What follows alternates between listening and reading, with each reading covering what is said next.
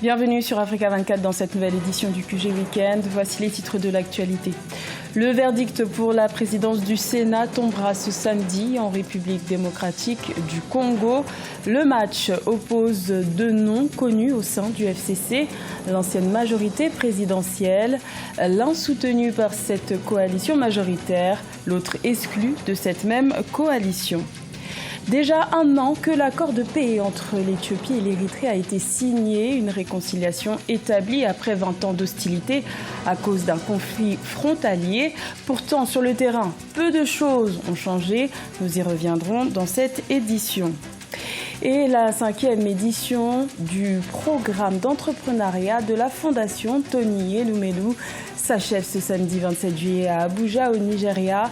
Ce grand rassemblement annuel qui réunit plusieurs milliers d'entrepreneurs africains doit connaître la participation des présidents rwandais et sénégalais. Mais tout d'abord, les funérailles du président tunisien Béji Caïd Essebsi, décédé en fonction le 25 juillet, sont prévues ce samedi. Le premier chef de l'État tunisien élu démocratiquement s'en est allé à l'âge de 92 ans. 4 mois avant la fin de son mandat. La cérémonie officielle se fera en présence de plusieurs représentants internationaux qui accompagneront le cortège, tels que les présidents palestiniens, algériens et français. Une foule d'anonymes est également attendue pour rendre un dernier hommage à celui qui a dirigé le pays depuis 2014. Qui remportera la présidence du Sénat en République démocratique du Congo? Cette bataille oppose deux noms connus au sein de l'ancienne majorité présidentielle, à savoir le candidat désigné par le Front commun pour le Congo, Alexis Tambwe Mwamba, et le dissident exclu du FCC, Modeste Bahati Lukwebo. Après 2 jours de campagne, les 24 et 25 juillet, le verdict est attendu ce samedi. Reportage de notre correspondant Jacques Amboka. La campagne pour l'élection du bureau définitif de la Chambre haute du Parlement congolais s'est clôturée ce jeudi 25 juillet 2019. Lancé le mercredi 25 juillet, les candidats ont eu 2 jours pour battre campagne. Devant les sénateurs, chacun des candidats s'est exprimé pour attirer le soutien de ses électeurs. Alexis Tambwe Mwamba est le candidat du Front commun pour le Congo au poste du président de cette institution. Nous ne doutons pas que vous apprécierez et saisirez la portée de notre programme que nous vous proposons d'adopter tous. Je ne suis certes pas un saint, je dois avoir certainement à quelques occasions heurté l'une ou l'autre sensibilité de nos concitoyens, qu'ils acceptent sincèrement mes profondes excuses. La famille politique de l'ancien chef de l'État a présenté les candidats à 6 des 7 postes du bureau définitif du Sénat. Modeste Bahati, président du regroupement Alliance des forces démocratiques du Congo et allié, frondeur du FCC et candidat challenger d'Alexis Tambwe Mwamba. Honorables sénateurs et chers collègues, l'objectif que je poursuis en postulant au perchoir du Sénat est celui de la recherche des voies en vue de la transformation sociale de notre pays. Bien que partenaire du FCC, le Cap pour le changement, la coalition au pouvoir, avec 4 sénateurs sur les 109 que compose le Sénat congolais, n'a présenté aucun candidat. L'élection du bureau définitif de la Chambre haute du Parlement congolais aura lieu ce samedi 27 juillet 2019.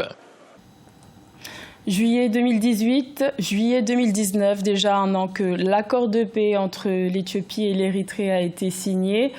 Pourtant, cette entente a du mal à se concrétiser.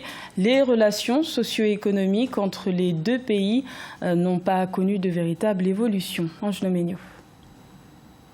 L'Érythrée et l'Éthiopie n'arrivent toujours pas à bénéficier des retombées de l'accord de paix conjointement signé en juillet 2018. Malgré une évolution timide des relations entre ces deux pays, les attentes des populations érythréennes se font de plus en plus vives. Ces dernières continuent à émigrer en masse pour essayer de trouver un avenir meilleur dans d'autres pays. Cette lenteur dans l'opérationnalisation des accords entre l'Érythrée et l'Éthiopie, les 3 causes essentielles évidemment. La première cause est liée au fait que c'est une guerre qui est là depuis 3 décennies, quasiment depuis 91, entre ces 2 États voisins. Et cette guerre a fini par créer une certaine économie de rente et qui a enrichi de nombreux officiers, notamment du côté de l'Éthiopie. Et c'est l'une des causes de réticence, même notamment vis-à-vis de Abiy Ahmed, avec les tentatives de déstabilisation de coup d'État. Le rapprochement entre l'Érythrée et l'Éthiopie a créé un sentiment d'espoir pour les peuples de la Corne de l'Afrique. Mais l'espoir s'est vite dissipé depuis que les autorités érythréennes ont à nouveau fermé la frontière, mettant fin à un essor du commerce transfrontalier. Les Oromo aujourd'hui avec les Amaras semblent être aujourd'hui en discorde par rapport à la stabilité sociale de l'Éthiopie. Et ça, c'est une cause également qui peut justifier également cette lenteur dans l'application des accords. Évidemment, la troisième cause, c'est les velléités sécessionnistes. Dirigé d'une main de fer par le président Assayas Afewerki depuis son indépendance en 1993, l'Érythrée figure parmi les pays les plus fermés au monde. C'est le seul pays du continent à ne pas avoir signé l'accord de libre-échange continental africain intervenu le 7 juillet 2019.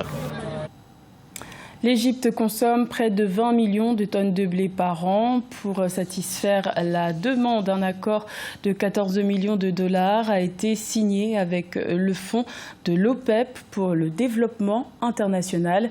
Il devrait aboutir à la construction de 2 silos à blé à Port Saïd. Siam le Victoria CG.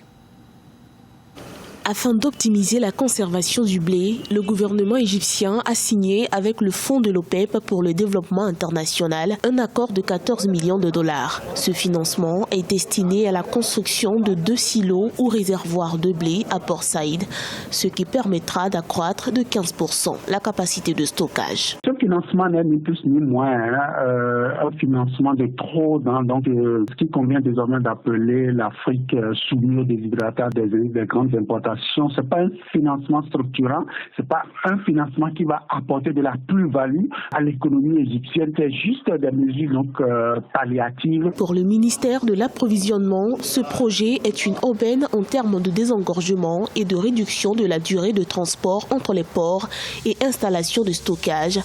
L'Égypte est le premier importateur mondial de blé. Entre 2019 et 2020, il devrait en importer 12,6 millions de tonnes d'après le département américain de l'agriculture. Aujourd'hui, la dépendance du pays, donc de l'importation surtout du blé, reste et demeure un véritable problème. Régler la question de l'autosuffisance alimentaire et la lutte contre l'importation sauvage du blé sur le continent africain et spécifiquement en Égypte reste et demeure. L'Égypte ne produit localement que 8 millions de tonnes de blé par an.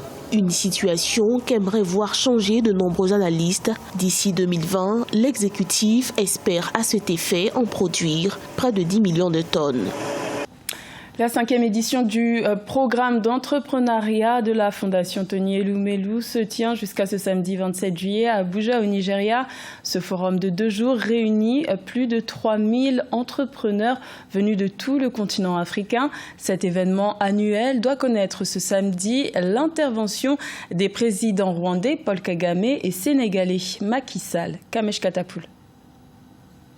La 5e édition du forum de la Fondation Tony Elumelu s'est ouverte ce vendredi 26 juillet à l'hôtel Transcorp Hilton à Abuja. Un événement unique qui réunit près de 5000 entrepreneurs et des dirigeants politiques. Cette année, le forum accueille les présidents du Rwanda et du Sénégal, Paul Kagame et Macky Sall, avec Tony Elumelu, président de la TEF et de Health Holdings. Les dirigeants s'entretiendront directement avec les entrepreneurs africains.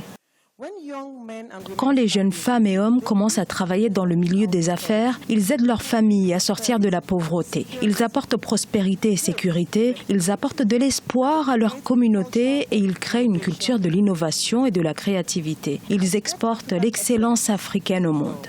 Fondée en 2010, la Fondation Tony Elumelu est une organisation ayant pour but de promouvoir le développement de l'entrepreneuriat en Afrique. La fondation vise à stimuler la compétitivité et la croissance du secteur privé africain.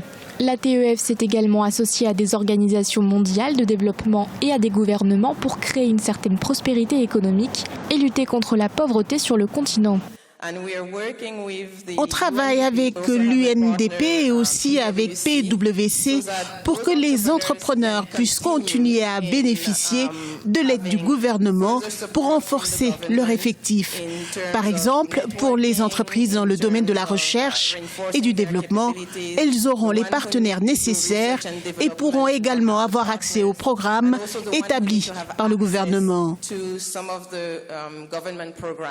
Cette année, le programme programme d'entrepreneuriat de la Fondation Tony Elumelu a sélectionné 3050 jeunes entrepreneurs africains parmi 216 000 candidatures pour financer leur autonomisation.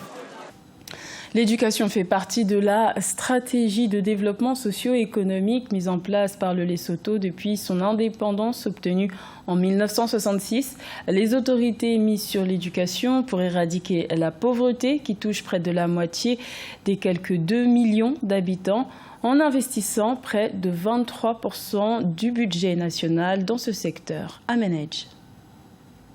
Le Lesotho a réalisé des progrès considérables en faveur de l'éducation pour tous. Une réalité qui se traduit par un programme entre 2000 à 2006 visant à rendre l'enseignement primaire gratuit pour tous. Cette initiative a été renforcée par la promulgation d'une loi en 2010 où l'enseignement gratuit devient légalement obligatoire dans le pays.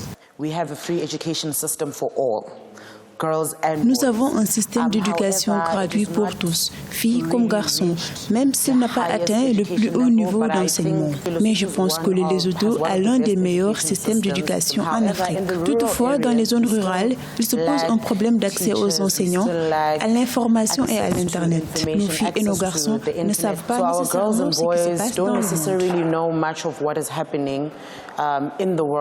Le gouvernement fournit des efforts concrets pour financer le secteur de l'éducation qui reçoit en moyenne 23,3% du budget, soit 9,2% du produit intérieur brut national. Toutefois, un diagnostic mené en 2015 met en évidence quelques défis majeurs auxquels le système éducatif reste confronté au Lesotho. Par ailleurs, les perspectives d'éliminer les disparités entre les sexes dans l'enseignement primaire et secondaire au Lesotho sont prometteuses. Les femmes n'ont aucune excuse de ne pas aller à l'école ou au boulot. Nous nous battons vraiment pour l'égalité. Nous ne demandons pas à être supérieurs, mais juste une opportunité pour donner le meilleur dont nous sommes capables en tant que femmes. Dans le but de relever ces défis, le Lesotho a fixé des objectifs dans son plan stratégique pour le secteur de l'éducation 2016-2026. À noter que le taux net de scolarisation se situe actuellement à 95% des enfants en âge d'aller à l'école primaire. C'était le journal de la rédaction. Merci de l'avoir suivi. L'information continue sur Africa 24.